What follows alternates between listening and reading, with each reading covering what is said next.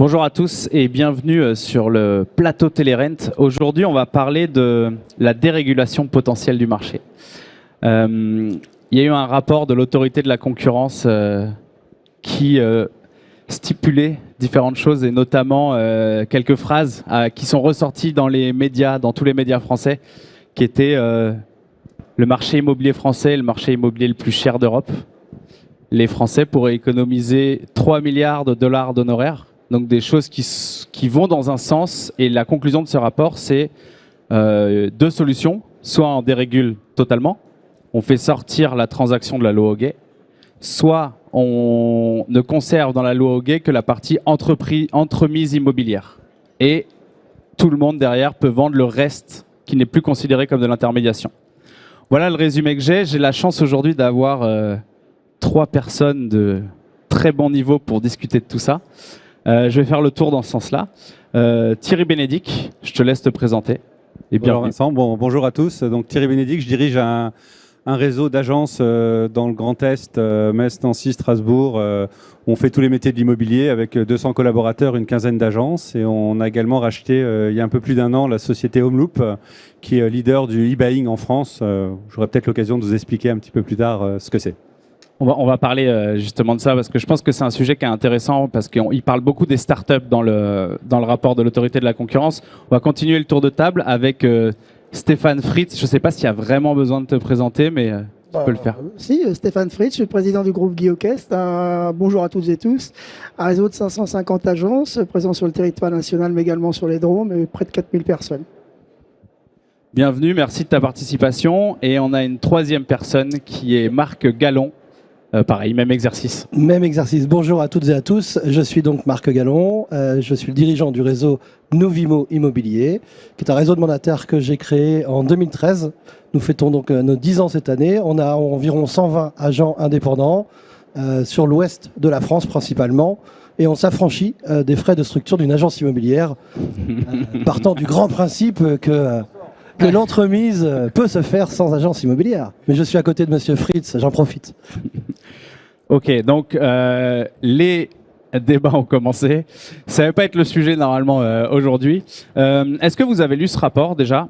Chacun votre tour, on va faire le tour dans l'autre sens. Est-ce que vous l'avez lu ou lu un résumé? Alors moi j'ai eu la chance d'avoir un résumé qui m'a été effectué par la maison des mandataires, Vincent Pavanello. Donc j'ai lu en diagonale quelque part ce rapport et bien évidemment on pourra en reparler plus largement sur ce qui est ressorti. C'est quoi ton sentiment comme ça, à chaud sur...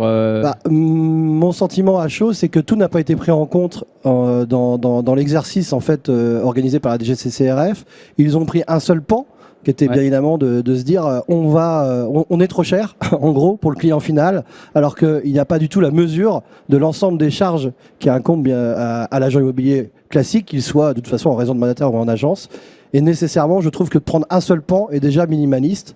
Donc, à minima, il fallait prendre le début, c'est-à-dire déjà considérer toutes les charges et à un moment donné se dire qu'effectivement, on pouvait travailler ou pas sur les honoraires. Donc, il y avait pour toi, il y avait un point de départ qui aurait pu être autre pour faire... il était très clairement à charge, oui. Ok. Même question, tu l'as lu et qu'est-ce que tu en as pensé? Alors, j'ai fait un peu plus d'efforts, je l'ai lu complètement et on a... Vous avez plus de temps, vous avez plus de temps. J'ai bien fait de les mettre du même côté. Ouais. Alors, donc on l'a lu complètement. Il faut juste dire que la commande, elle vient du ministère de l'économie. Le postulat de départ pour eux, c'est évidemment de rendre du pouvoir d'achat, considérant que la com est trop chère. Et le ministre de l'économie, quand il demande ce rapport-là, il considère que soit la personne, le français, se débrouille tout seul, d'accord, soit il paye l'intégralité de la prestation et ils aimeraient avoir un entre-deux. Alors aujourd'hui, évidemment, la deuxième position dont tu parlais tout à l'heure, Vincent, c'est de dire on garde l'entremise, parce que l'entremise, elle sécurise quand même les Français. Il faut se rappeler que la loi Hoguet, dans la transaction, elle est là pour protéger le client et obliger le professionnel.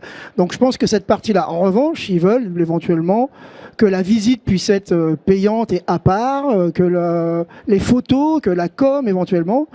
Nous, notre position à nous, elle est simple, elle est chiche. Fais-le. On va en reparler de ça. C'est intéressant. Donc, tu abordes le sujet que beaucoup de gens ont nommé très joliment le saucissonnage du métier d'agent immobilier.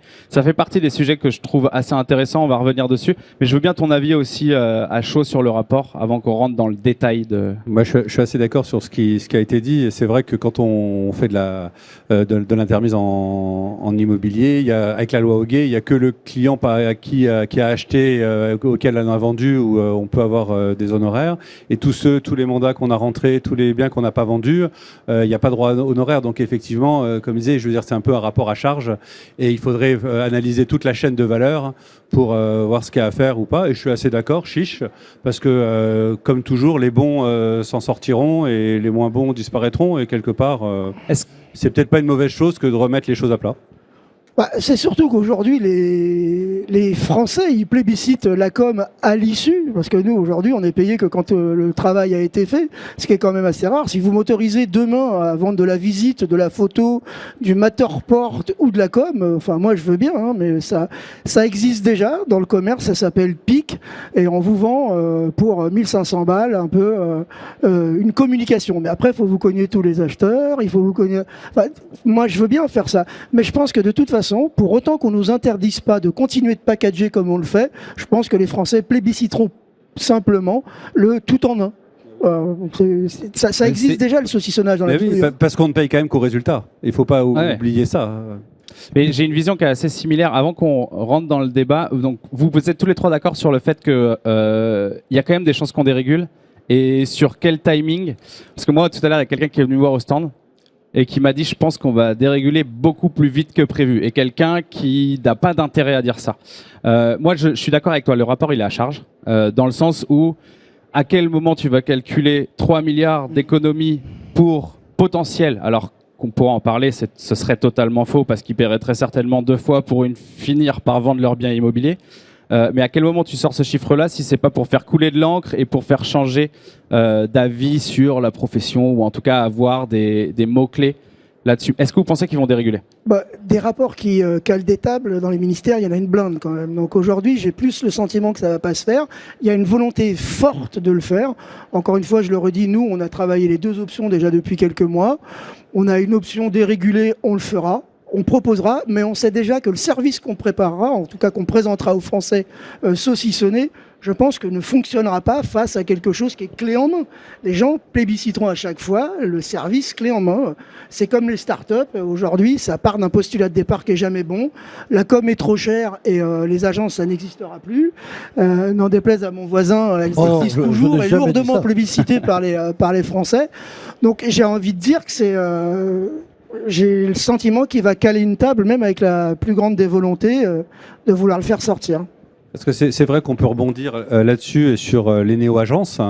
Ce que j'appelle les néo-agences, c'est les agences qui ne sont pas les réseaux de mandataires, mais des agences qui sont que en ligne, sans agence physique et avec des honoraires bas et même faibles. À aujourd'hui, Vincent, tu observes ça mieux que nous, mais il n'y a quasiment plus un seul acteur, si ce n'est Haussmann, sur le marché. Ils ont soit arrêté, soit ils sont passés à un système traditionnel ou d'agence ou de réseau de mandataires, mais en aucun cas des agents, donc de baisser fortement les honoraires. C'est pas une solution, et en tout cas ça rend pas viable. Dès que le marché a un petit peu ralenti, ces acteurs ont complètement ou changé de modèle ou disparu. Et on peut parler aussi, sans vouloir faire pleurer dans les ménages, mais une agence immobilière, la rentabilité d'une agence immobilière, elle n'est pas de 40%. C'est pas un éditeur de logiciels, et je dis ça parce qu'il y en a beaucoup ici. On n'a pas ces marges. Et une agence bien gérée, quand elle fait entre 10 et 20% de rentabilité, elle est bien gérée. Donc il n'y a pas des marges de baisser de 50% les honoraires. Je reviens sur ton point des néo-agences et compagnie, parce que je pense que c'est un vrai sujet. On s'est parlé il y a une semaine et tu me disais, il y a des gens, des startups qui font du lobbying, qui poussent des idées auprès de l'État qu'on pourrait faire, c'est ce fameux entre-deux dont tu parlais. Maintenant, le résultat, la réalité, c'est que aujourd'hui, il y a de la concurrence sur le marché immobilier. Le particulier, il peut vendre tout seul, gratuitement, avec le temps que ça lui coûte et l'énergie que ça lui coûte et le stress que ça lui coûte. Il peut choisir des startups, il peut choisir des coachs immobiliers, il peut choisir des néo-agences, il peut choisir du iBuying, il peut choisir des mandataires, il peut choisir des agents immobiliers. Ça fait quand même l'embarras du choix. La réalité, c'est que si on est les plus chers d'Europe, c'est que le particulier, il choisit de passer par les agents immobiliers qui mettent ces prix-là en face. Revenons sur les néo-agences. Il y en a eu beaucoup. La plupart sont devenus des agents immobiliers traditionnels sous le nom de néo-agences. Ils sont plus agences low cost, parce qu'en fait, c'est ça le sujet, c'est qu'ils sont plus agences low cost. Et au meilleur du marché, ils ont pris 1% des ventes. Et tout confondu, iBuying, tous les néo-acteurs ont pris 1% des ventes. Donc, est-ce que c'est vraiment une menace et qu'est-ce que ça va changer de déréguler? C'est une vraie question. Par contre, les nouveaux acteurs qui sont arrivés et qui ont pris des parts de marché, c'est les mandataires qui, eux, ont prouvé leur capacité à vivre avec les agences immobilières. Alors, plus ou moins bien si on les met sur la même table. Mais je veux bien ton avis sur le sujet et moi, répondre à ça. Alors, je partage tout à fait l'avis de Monsieur Fritz. Je vais me refaire un nouvel ami. Non, bien évidemment, ce que je veux dire, c'est que ce n'est pas parce qu'on a un réseau de mandataires qu'on est une agence low cost. Bien au contraire, nous, on garde des honoraires assez élevés. Moi, j'arrive d'une culture agence. L'idée, c'est de se dire, à un moment donné, l'intermédiation immobilière, elle est essentielle dans la transaction pour opérer l'objectivité qu'il faille avoir entre un acheteur et un vendeur.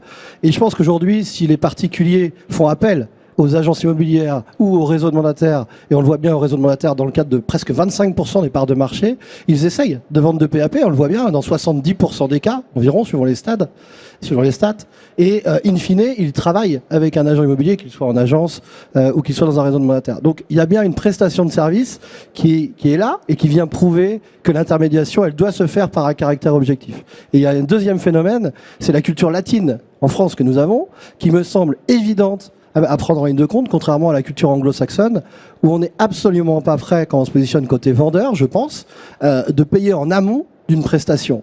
Et autant si on était anglo-saxon, il n'y a aucun débat, oui, on paye en amont et on paiera un prorata, on va dire, de la commission qui peut se saucissonner avec des options à tiroir, tiens, la photo c'est 1000, la visite c'est 1000, etc., etc. Et in fine, ça fait 5000. Mais je pense qu'en France, ça ne fonctionnera pas. Donc je suis quasiment sûr que ça ne fonctionnera pas parce que les vendeurs sont pas en capacité de payer par avance une prestation. On le voit dans le homestaging qui végète, on le voit dans les néo-agences. Donc à un moment donné, il n'y a pas de débat, à mon avis, sur ce sujet-là. Même si l'option de saucissonnage est effectivement une idée à creuser et à mettre en parallèle. Est-ce que vous êtes d'accord avec ça ou pas? Alors, sur le fait des mandataires ou des agences immobilières, pour moi, c'est pas une néo-agence, les mandataires. Oui, c'est oui. la même chose que les agents immobiliers. C'est la même chose. Le client, lui, il s'en fout. À partir du moment où il a un pro, c'est pro ou pas pro. Donc, aujourd'hui, vous êtes pro, on est pro. C'est pas le sujet. Sur les néo-agences aujourd'hui, c'est les modèles full digital qui se sont basées et construites et ont levé des fonds sur la base de la com est trop chère, ce qui est faux aujourd'hui. C'est peut-être le service qui est en face qui est à vérifier et que l'agence s'est terminée. On a fait une enquête l'an dernier et mon travail à moi, c'est pas de me battre contre les mandataires ou contre les néo-agences et d'être dans mon bastion à défendre bec et ongle les agences immobilières. C'est si changement il doit y avoir dans les modes de consommation des Français, il faut qu'on les anticipe. Et le digital, on est presque aujourd'hui, quand ces néo-agences viennent nous solliciter, c'est qu'on est peut-être le réceptacle de ces néo-agences. On est à même aujourd'hui, par le mariage territorial que nous avons, à mieux se digitaliser. Donc on a fait une enquête, on a posé la question aux Français, en vide teinté, il n'y a pas de modèle, les mandataires, les néo-agences, le PAP, on a mis dedans et on a posé des questions. Il y a une quarantaine de choses qui sont sorties. Dans l'ordre, les 3 premières sont assez... la deuxième est importante. La première, c'est la personne et la relation à la personne. Ouais. Ça, c'est la première chose qui sort. Il n'y a pas de marque, il n'y a rien du tout. La deuxième, c'est l'agence immobilière.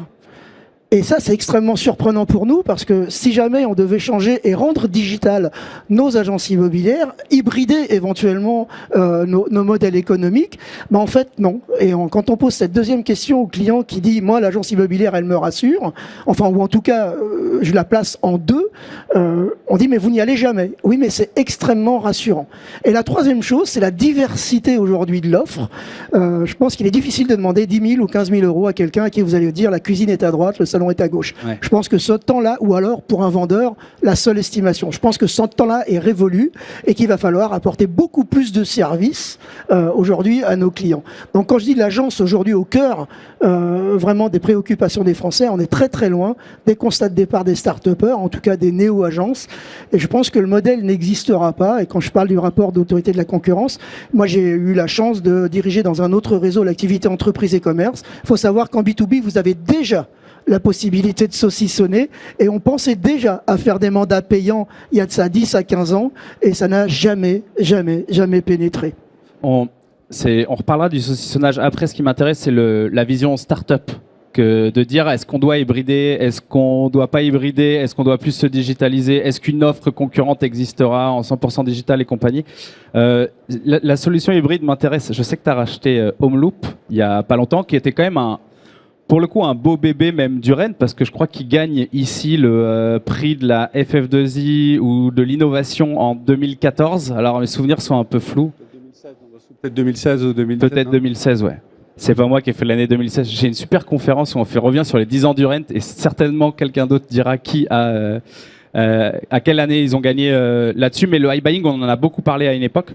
Tu les as rachetés. Est-ce que tu peux nous dire pourquoi, qu'est-ce que ça t'apporte, et justement répondre un peu à cette question de est-ce qu'il y a un sujet où le traditionnel doit quand même aller un petit peu vers l'hybride et vers cette digitalisation? Alors, le e-buying, c'est vraiment hybride. On n'est pas sur un modèle de néo-agence. Le e-buying, en fait, c'est de l'achat instantané en ligne.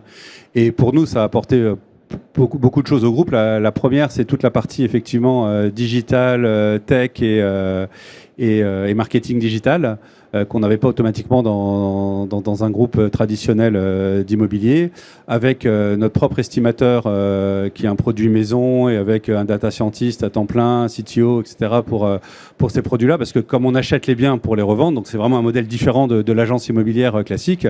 Évidemment, il y a une part de risque importante puisque c'est nous qui portons le bien, et donc la première chose, il ne faut pas se tromper sur l'estimation, et à la fois ce que nous on a rajouté par rapport à une boîte pure tech où ils achetaient des biens quasiment que sur l'estimation et sur la data, c'est d'y rajouter évidemment le côté humain qui, nous, autour de la table, nous paraît évident en étant de l'immobilier, de systématiquement voir les biens et d'avoir une expertise terrain en plus de l'expertise tech. Mais ça répond vraiment à un besoin différent. Mais par contre, ça ne sera jamais une part importante du marché, parce que c'est un vendeur qui est prêt à vendre vite et nous d'acheter sans condition suspensive, mais ça ne sera jamais 10 ou 15% du marché. Donc ça restera toujours un marché de niche. Mais ça permet pour un groupe comme nous d'apporter d'autres services et également de capter des vendeurs et de pouvoir utiliser du marketing digital pour les autres services de l'entreprise. C'est intéressant, parce qu'il y a le côté marché de niche qui revient. On s'est rendu compte que les néo-agences, au final, n'avaient pas réussi à aller beaucoup plus loin qu'un marché de niche, en tout cas avant d'avoir un modèle qui est aujourd'hui agent immobilier ou réseau de mandataires. Ils se considèrent un peu comme ils veulent, mais il y a un sujet où ils sont au pourcentage, c'est l'humain qui est sur le terrain, la technologie, elle vient appuyer l'humain et compagnie. On a parlé du saucissonnage. Moi, j'ai une question qui est aujourd'hui, est-ce que ce ne serait pas une valeur ajoutée demain d'avoir justement, on enlève la transaction de la LOAG et on peut vendre n'importe quel service qui est aujourd'hui considéré comme de l'intermédiation, et donc on va dire ça coûte 1 500 €, faire les visites, ce sera 500 balles par visite, ça s'étend, ça s'étend, ça s'étend. Est-ce que c'est pas une super manière de valoriser le travail de l'agent immobilier en disant bah, ça coûte tant si vous prenez le package global? Vous avez la solution mandat classique où vous payez que à la fin, ça coûte tant, c'est un peu plus cher, mais c'est pas vous qui faites la maîtrise d'ouvrage chez moi. Comme de la même manière que si c'est ton maçon qui fait la maîtrise d'ouvrage, bah ça va pas forcément bien se passer dans la maison. Est-ce que vous pensez pas que ça va valoriser et ça va permettre de mieux expliquer les honoraires des agents immobiliers? Bah, moi, j'en suis persuadé. Bien au contraire, je pense que c'est le meilleur outil qu'on puisse avoir, c'est de valoriser, parce que, comme tu disais, le vrai truc, c'est le service qu'on apporte et comment on se différencie, parce que les honoraires en absolu, ça veut rien dire. Prendre 8 000 €, 10 000 €, 12 000 €, mais c'est qu'est-ce qu'il y a dedans et quel service on a. Et effectivement, ça permet vraiment de le valoriser et de faire aussi comprendre que si on est au résultat, on est au résultat. Donc si on vend pas, on a zéro. Alors que si on veut peut-être payer un peu moins cher, mais vous le payez maintenant. Et par contre, si on vend pas, vous les avez payés. Donc moi je pense que c'est vraiment plutôt une vraie opportunité pour nous. Moi j'ai fait un exercice qui était assez révélateur de ce que tu viens de dire, c'est de proposer en fait à des clients de faire en sorte qu'ils payent par avance une prestation. Voilà, j'ai fait l'exercice pour voir si on pouvait faire des options à tiroir. En disant, bah voilà, la photographie par un professionnel, ça coûte 200 €. Voilà, vous payez 200 € maintenant et on vous le remboursera bien évidemment a posteriori. très objectivement, j'en ai eu aucun qui l'a fait parce qu'ils ne sont pas prêts à payer par avance, ne serait-ce que 200 €. Et en fait, on leur dit, attention, ça va vous coûter plus cher, in fine. J'étais capable de le déduire, ça va vous coûter plus cher, puisque les honoraires, on va les intégrer. Mais c'est plus 200 €, c'est 1000 €. Et bien en fait, c'est pas grave pour eux, parce que c'est a posteriori de la vente. C'est issu de leur acte, ça va être déduit. Et je pense que notre culture latine, elle est malheureusement faite comme ça. C'est pour ça que je suis assez persuadé que les options à tiroir ne seront pas faites en amont. Et je me permets de challenger un peu ça. Pendant très longtemps, bon, ça va beaucoup moins bien chez eux, mais pendant très longtemps, les particuliers, ils étaient prêts à payer 600 € pour mettre leur annonce sur PAP, et ça leur posait aucun problème de payer cette annonce pour être mis en avant. Moi, je sais que mes parents l'ont fait. Ils ont payé le truc sur PAP en disant bah, je suis capable de le faire tout seul, j'ai un niveau intellectuel suffisant. Ils ont fini par passer par un agent immobilier, c'est une autre histoire. Mais du coup, ils l'ont fait. Pour le coup, ils l'ont fait. Donc, il y a... Quelle est la proportion ? On parle du marché en général, on parle d'1 million de transactions. Sur 1 million de transactions, j'aimerais bien connaître ce chiffre de ceux qui ont payé PAP en amont. C'est quand même assez intéressant de le savoir. En tout cas, dans ces sommes-là, sur 30 balles, 40 balles, je l'entends. C'est confidentiel. Bah, ça serait intéressant de le savoir. Mais sur 30 €, 40 €, oui. Sur 600 €, je pense qu'il n'y en a pas tant que ça. Encore moins aujourd'hui. Le saucissonnage, on s'en fout. En clair, ce sera demain. Enfin, moi, aujourd'hui, il me faut 15 jours pour préparer une offre, la mettre sur les réseaux sociaux, la présenter aux Français. Ça ne fonctionnera pas, donc on perdra pas de temps avec ça. Si bien évidemment, aujourd'hui, on a de la concurrence avec, on saura se mettre en face, on est positionné sur le territoire national, on peut faire, on a des moyens de faire. Donc, sincèrement, j'y crois pas, Okay. parce que sinon, moi, je ferai des bus de visite. Je vais faire payer 50 € la visite, je vais mettre des cars entiers. Et qu'est-ce qui va se passer quand la personne, elle va avoir 10 visites et que ça n'a pas été concluant, elle va en repayer 10 autres à nouveau. Aucun acheteur ne pourra mettre ça dans la commission, dans son crédit, en tout cas la commission, les honoraires dans son crédit, et donc lissé sur 20 ans. Donc je pense que ça ne fera rien, ça ne fera rien face à une com packagée. Cependant, je suis complètement d'accord avec ce que tu dis, il faut expliquer son métier, mais pour ça, il y a sa bouche, il y a sa formation, il y a la relation qu'on a à nos clients, et je pense qu'il faut faire ce travail-là d'explication. Et quand on explique clairement notre métier, notre beau métier et la façon dont on le fait de façon forte et passionnée, ben, je pense que le client, il intègre. Et d'ailleurs, on voit la part de marché des pros aujourd'hui qui ne cesse de croître. Donc elle dit aussi, elle donne le là déjà aujourd'hui. Et du coup, tout le monde est d'accord avec ça. S'il dérégulait et qu'on pouvait saucissonner et faire de la vente, ce serait presque une opportunité pour les agents immobiliers, et même pas presque, ce serait une opportunité. C'est ce que je pense, mais en fait, moi, je voudrais différencier. C'est pas automatiquement le fait de saucissonner, c'est le fait de déréguler permettrait de prendre des honoraires, même si on vend pas. Et ça permettrait quand même de peut-être baisser globalement nos honoraires parce qu'ils seraient étalés. Alors, les gens sont peut-être pas prêts à payer, mais il y en a peut-être qui sont prêts à prendre un pacte ou qui seraient moins élevés parce que on met les choses en vente. D'autres qui voudraient que ça soit qu'au résultat, mais au moins ça laisserait le choix et ça permettrait de peut-être de jouer plus l'un sur l'autre pour que globalement, en fait, on ait peut-être le même chiffre d'affaires, mais avec des honoraires qui sont plus répartis. Et donc les honoraires faciales directement liés à la vente soient peut-être un peu moins élevés parce que rattrapés sur d'autres choses. Très clair. Il y a un autre sujet dans le rapport de l'autorité de la concurrence qui est très intéressant parce qu'en fait, il ne parle pas que de ça. Ça a beaucoup parlé autour de on est le marché immobilier le plus cher, il y a X% de... Et le rapport, il fait 100 pages, il est quand même hyper intéressant. J'invite tout le monde à le lire. Ils ont fait beaucoup de recherches. C'est juste que ça se voit qu'ils maîtrisent pas très bien le secteur immobilier et qu'il y a quelques manquements dans leur vision de ce qu'est vraiment le métier immobilier. Par contre, ils parlent d'un sujet qui est très intéressant et je pense que c'est le point le plus intéressant du rapport. C'est que les agents immobiliers, ok, c'est les plus chers, mais ils font pas de marge. Il y a un vrai sujet sur la marge dans le métier immobilier. Est-ce que c'est une réalité où il y a autre chose qui se casse derrière ça? Et surtout, comment on peut regagner de la marge en tant que professionnel de l'immobilier? J'ai une idée. Les droits de mutation. C'est ça qui coûte une blinde aujourd'hui. Regardez, la contraction du marché aujourd'hui en volume de vente, elle s'est faite. Anne Hidalgo, la maire de Paris, elle a perdu cet été 500 millions d'euros de droits de mutation. Donc aujourd'hui, on voit déjà l'impact des charges, enfin en tout cas de la fiscalité aujourd'hui de la transaction. Et puis après, vous mettez l'impact des charges chez les agents immobiliers ou même les mandataires. Hein, c'est pareil. Hein. Aujourd'hui, vous avez quand même un niveau de charge qui est élevé. Donc tout ça aujourd'hui, ça vient peser. Mais quand vous faites un comparatif avec les pays d'Europe, il faut le faire déjà à charge charge égale dans un premier temps. Et puis après, moi, le 5,68, je le retrouve pas déjà, parce que je crois que c'est un 5,68 aujourd'hui, je le retrouve pas. Je suis parti, aujourd'hui, on appartient au groupe Arch, qui est fait de 5 réseaux, et quand on compare nos horaires moyens, toute France, sur des grands réseaux comme Century 21, La Forêt, Nesten, Citia ou Guy Hockey, il y en a pas un qui dépasse 5 points, donc on est loin du ballon. Donc je pense que les chiffres en partie sont faux, ne sont pas mesurés à l'aune de la fiscalité et des charges de chaque pays, ça c'est la deuxième chose. Et puis la troisième, c'est quand on parle au président ou au vice-président de l'autorité de la concurrence en direct, la seule chose qu'ils ont envie de vous dire, c'est qu'ils ont une mauvaise expérience avec un agent immobilier. Alors si on commence aujourd'hui à légiférer sur des enjeux aussi importants que le logement, qui, rappelons-le, participe de 25% du ménage, en tout cas des budgets des Français, par une expérience mauvaise personnelle, chiche. Encore une fois, chiche. Quelqu'un veut ajouter quelque chose sur les charges? Parce que moi, j'ai une réponse à faire là-dessus. Je sais que... Moi, ce que je peux rajouter quand même, c'est que aussi en toute transparence, dans les agences immobilières, ce qui coûte la plus grosse part de dépenses, c'est les rémunérations. Donc, que ce soit salaire, que ça soit agent. Et on est quand même mais c'est une interrogation. C'est pas, j'affirme pas des choses, mais on est quand même un des seuls métiers où la quote-part des rémunérations, que ce soit en tant qu'indépendant ou en tant que salarié, prend autant. Et pourquoi? Parce que effectivement le business et le chiffre d'affaires est très dépendant des collaborateurs et des commerciaux et de la production.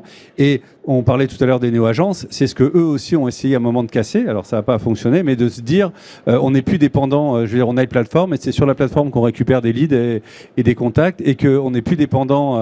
Et c'est ça aussi qui permet de payer différemment les collaborateurs et de pouvoir avoir des marges. Alors, ça n'a pas marché, mais je pense que c'est quand même quelque chose à mettre sur la table et à s'interroger peut-être aussi là-dessus.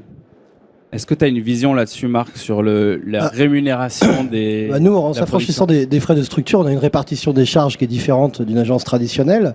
On va rendre près de 80%, nous, des honoraires aux agents commerciaux indépendants. Donc, bien évidemment, la marge brute dégagée, 20%, on va la faire des cotes mal taillées, elle est bien évidemment beaucoup moins élevée qu'en agence traditionnelle. Néanmoins, on n'a pas à rougir de notre prestation de service parce qu'on a, nous, des recrutements de professionnels qui sont vraiment des acteurs majeurs de leur secteur géographique. Et comme le disait très bien Monsieur Fritz tout à l'heure, je pense que c'est l'humain et l'agent immobilier qui localement a son épicerie, son fonds de commerce, qu'il soit en agence traditionnelle ou chez lui et qui travaille autour de chez lui, le match est le même. Il est là pour entremettre un acquéreur à un vendeur et les mettre en accord sur la chose et sur le prix. Le reste, c'est de la littérature. Donc nous, on a quand même des marges qui sont rognées principalement, j'ajouterais dans les charges, par Le Bon Coin, Se Loger, qui ont des prix, et ils sont là, on peut en profiter, et qui ont des prix mais délirants et qui nous en collent une tous les ans de 20%, pour pas dire 2 fois par an. À un moment donné, les marges effectivement dégagées, elles sont en train de rogner. Donc je ne sais pas où la DGCCRF a pris ces chiffres. Moi, je ne suis pas très loin je ne suis pas à 5,68, je suis pas très loin de 5. Mais je ne suis pas du tout là où ils en sont. Et effectivement, la marge dégagée, elle est très faible. Et c'est pour ça qu'on a du volume. Et grâce à nos agents qui produisent énormément, on a du volume pour contrecarrer les prix exorbitants des portails immobiliers, on va pas se le cacher. Donc la solution, si on paye cher, c'est négo, parce qu'en fait c'est ça le sujet. Si on donne un gros pourcentage à ces négos, c'est de les faire produire plus. Oui, alors je reviens pas sur les sujets des prestataires qui sont trop chers ou de la fiscalité, parce que moi mon sujet, viens on regarde la profession immobilière et comment chaque personne dans la profession immobilière peut améliorer sa marge sans rentrer dans le débat de l'État nous taxe trop ou les autres trucs sont trop chers. J'ai un sujet d'ailleurs sur les Se Loger, Le Bon Coin et compagnie, et personne n'est obligé de les payer. Hein. Si les gens les payent, c'est qu'il y a en face, il y a une valeur. Donc c'est un autre débat. Il y a aussi combien ça coûte, combien ça rapporte quand même suivant les portails. Ça, donc mais il faut que chacun fasse son calcul là-dessus. Il y a un sujet qui est abordé dans le rapport de l'autorité de la concurrence sur justement les marges. C'est les mandats simples vs les mandats exclusifs. Et ça, c'est à regarder dans le rapport parce que il y a 10 lignes dessus ou 15 lignes dessus et c'est un des points qu'ils mettent en avant là-dessus. Est-ce qu'il n'y a pas un sujet au niveau de la profession à valoriser ça, à valoriser le mandat exclusif, à travailler plus le mandat exclusif et à s'organiser autour de tout ça pour justement aller rechercher de la marge? Parce que travailler pour 5 clients et faire une vente sur 5 clients, Est-ce que c'est pas aussi là-dessus qu'il faut aller chercher de la marge et peut-être baisser les honoraires et j'en sais rien. Est-ce que Moi, tu me regardes, Vincent, alors je veux bien répondre en premier et rapidement.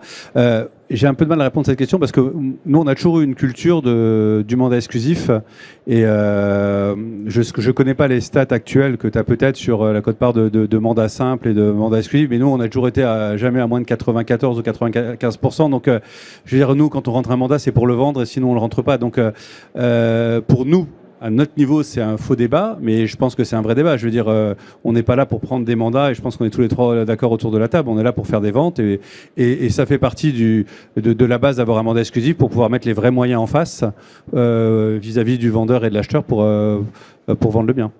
C'est quoi les taux d'exclusivité là dans vos réseaux 60% sur le réseau. Et ça a monté par rapport à avant où il y a Ça monte tout le temps et c'est marrant parce que comme tu es dans l'Est c'est de l'ordre de 90%. Je pense que c'est culturel. Ouais. Ah ouais. Peut-être qu'il y a de l'ordre de 90%. Tous les gens de l'Est, aujourd'hui toute la région Est, et aussi un peu le Nord, on avoisine les 90% sur toutes les agences, mais au niveau du réseau, parce qu'après il y a beaucoup d'entrées également, au niveau du réseau, on est à 60%. Suisse. Par contre, ça génère 80-85% des ventes. Ouais, c'est ça. Donc il y a un vrai sujet. Oui. Et vous, de votre côté Nous, donc, on a une culture agence sur le monde et donc on est aussi à prôner l'exclu. On est à 42%, donc on est moins élevé, mais on est dans l'Ouest. Et l'Ouest, c'est extrêmement concurrentiel. Et est-ce que vous communiquez auprès des agents pour faire monter ce taux et arriver peut-être à 94% à un moment ou à un autre ? On forme. Moi, le mandat simple, je sais pas ce que c'est. Ça concentre tous les travers de notre métier. Donc, on préconise pas, on livre pas de mandat simple. Donc, ils se débrouillent pour ça, pour ceux qui souhaitent. Maintenant, une agence qui démarre, elle est un peu obligée d'achalander un peu la machine. Et c'est pas une vérité dans la temporalité de la création d'une agence. En début, il faut toujours prendre un peu de mandat simple. Et ensuite, c'est quelque chose qui s'apprend, mais c'est par la formation. Évidemment, ça fait partie de toutes nos formations. Nous, c'est le même principe. À partir du moment où on a de nouveaux agents, on a à peu près une vingtaine par an. Nécessairement, au début, il faut faire un peu de stock. Il faut avoir pour exister, il faut avoir des mandats à vendre. Et au début, ils sont plutôt en simple. Et puis, on forme, etc. pour effectivement arriver à des taux d'exclus beaucoup plus élevés. Mais je précise, une exclue, si on est en accord sur le prix avec le vendeur. Ouais, voilà. Une bonne exclue, ça, c'est hyper stratégique. On rentre un mandat pour le vendre. Sinon, ça sert à rien. Il y a un mot qui est sorti 2 fois de vos bouches, c'est le mot formation. Il y a aussi un sujet dans le rapport de l'autorité de la concurrence sur la formation. Je crois que c'est à la fin où ils disent, dans les préconisations, il faudrait supprimer la formation. Totalement. C'est-à-dire n'importe qui peut faire de l'immobilier, il faudrait supprimer la formation. Alors qu'ils ont sorti la loi Allure qui oblige à faire 14 heures de formation par an pour tout le monde. Bref, je ne sais pas si tout le monde se rend compte dans le gouvernement. Et tout le monde discute ensemble. Mais je sais que d'autres préconisent d'avoir une formation obligatoire avant de commencer le métier, en plus des 14 heures. C'est quoi votre position là-dessus ? Et c'est pour moi un sujet qui est primordial. On voit bien aujourd'hui que l'autorité de la concurrence, elle est... on le disait... Le ministre de l'économie, il veut soit rien, soit tout, quelque chose un peu au milieu, c'est ce qu'il souhaite. Mais on voit bien aujourd'hui que les startups qui ont du mal à exister, les néo-agences qui d'ailleurs ne font que bouffer du pognon, les fonds d'investissement, rien n'est à l'équilibre. Tu parlais d'Haussmann, mais tu dis c'est le seul qui sort qui est toujours pas rentable. J'ai juste dit que c'est le seul qui existe encore. Ouais, mais qui est toujours pas rentable. Donc à ce stade, aujourd'hui, ça fonctionne pas. La dérégulation, il y a que eux que ça va servir. Voilà, il y a que ces agences-là que ça va servir. Et comme encore une fois, je le redis. Ça ne fonctionnera pas. Je suis convaincu que ça ne fonctionnera pas parce que ce ne sera pas publicité par les Français. Les Français continueront de faire confiance à quelque chose de clé en main. Le prix baissera que parce qu'il y a une concurrence. Je crois que la concurrence, on l'a démontré ici sur ce plateau, elle est plus que lourde dans ce métier-là. Donc la formation, nous, on pense au contraire que la formation, elle doit participer non seulement pour la loi Allure, pour ces 14 heures par an, pendant 3 ans, ces 40 heures pour avoir sa carte T, uniquement pour les porteurs de carte T. On pense que ça doit descendre jusqu'en bas, jusqu'aux collaborateurs. Cette obligation peut-être même la gonfler encore plus, avoir plus d'obligations. Donc je serais plutôt d'avis à augmenter les obligations de la loi Hoguet qu'à venir déréguler pour mettre en face des clients et des Français, puisque c'est ici que se crée la valeur, c'est entre le collaborateur final et le client, la valeur perçue, la valeur envoyée. À cet endroit-là, ils mettent de la formation obligatoire pour que au moins l'immobilier soit vu comme quelque chose de capital dans l'accompagnement des projets immobiliers des gens et des Français. Alors nous, sur la partie formation, pour moi, c'est essentiel. Donc nous, on a tout un parcours de formation, somme toute assez classique, comme beaucoup de réseaux de mandataires ou réseaux d'agences. On a mis en place, bien évidemment, pour la carte T que je représente, la loi Allure avec l'obligation des 14 heures. Conformément à ce que disait Monsieur Fritz, vous allez le faire pour les agents co et les salariés. Nous, on ne peut pas les obliger, mais on est fortement en préconisation et on va très très loin, puisque si au 31 décembre de chaque année, ils n'ont pas fait leurs 14 heures de formation, il n'y a plus de publication de leurs biens au 1er janvier. Donc on va très très loin dans la préconisation de la formation pour pas que ça soit de la littérature commerciale. On a pris en plus, et là je le dis, mais le campus, je sais pas si j'ai le droit de dire un nom, je me donnerai 1000 € après, mais le campus, je pense que ça a un vrai sens où l'ensemble de nos collaborateurs font leurs 14 heures de formation et c'est pas que le titulaire de carte T que je représente qui ne va plus sur le terrain. Donc ça n'a pas de sens. Donc les agents co, bien évidemment, doivent faire la formation des 14 heures et je comprends même pas pourquoi c'est pas obligatoire. Nous on les oblige indirectement. Alors ceux qui le font pas, ils le font pas, hein, on va pas se... Mais c'est hyper important de déjà le mettre en place. Et nous, ça fait déjà 4 ans qu'on l'a mis en place avec le campus. On a été, je crois, les premiers clients du campus.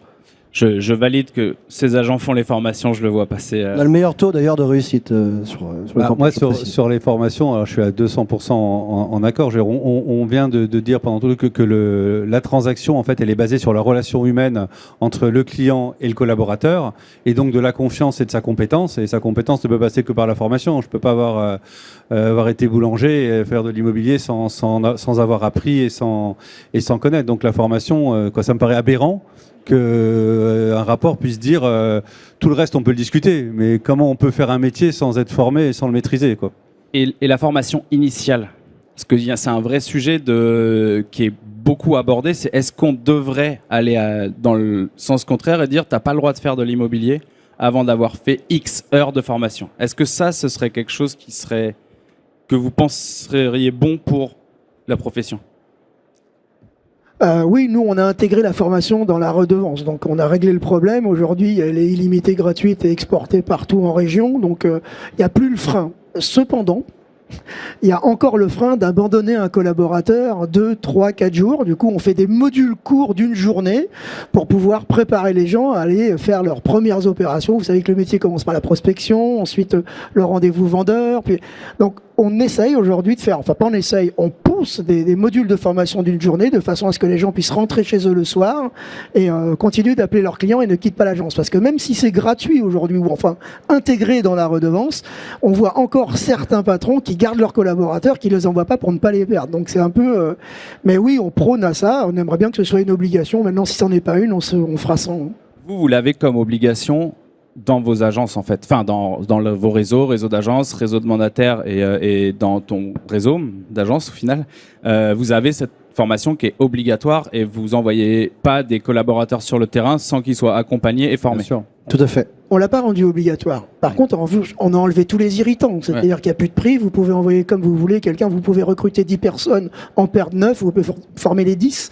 Et on a associé à ça une plateforme d'e-learning qui aujourd'hui segmente l'intégralité du métier par petits gestes pour rapprocher le geste, aujourd'hui en tout cas l'apprentissage du geste, ce qui crée, je m'explique, si j'apprends le compromis dans une école des ventes, dans une salle de formation à Paris au mois de janvier, si j'ai mon premier compromis en mars, il me reste quoi ?